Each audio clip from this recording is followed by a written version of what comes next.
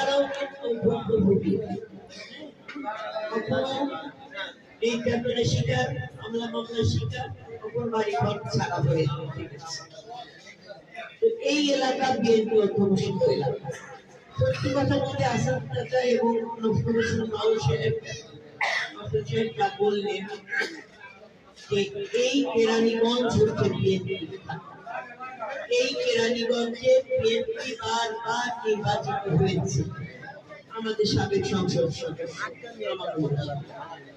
এই কেরানীগঞ্জ সিটরায় হয়ে যায় 2008 সালে 1/11 ষড়যন্ত্রে আগে দেশের সাথে ষড়যন্ত্র করে হাসিনা সরকার ওটা কিন্তু সিটরায় হয়েছিল, সিটরায় হয়েছিল। তাদের তারা 1/11 ষড়যন্ত্রকারী যারা দেশি বিদেশি ষড়যন্ত্রের সাথে বিপ্লব ছিল এবং সেই ষড়যন্ত্রকারীদের সাথে আঘাত করেছিল ফ্যাসিস্ট শেখ হাসিনা, তাই না? এটা কি কেউ অস্বীকার করতে পারবে? কারণ শেখ হাসিনা মুসলেখা দিয়েছে যে আমি যদি ক্ষমতায় আসি আপনাদের সকল অবৈধ কাজ আমি বৈধতা দিয়ে দেবো।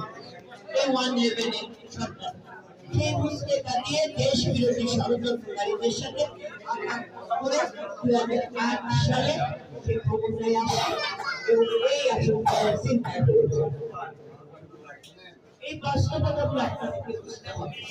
এরপর 2014, 2018, 2024 এটা কোনো নির্বাচন, এটা জনগণের সাথে ধোঁকা দিয়ে জনগণের অধিকারকে হরণ করে বাকশাল এক শেখ হাসিনা। আজকে যার কারণেই কিন্তু ওনাকে দেশ ছেড়ে পালিয়েছেন সে বাধ্য হয়েছে।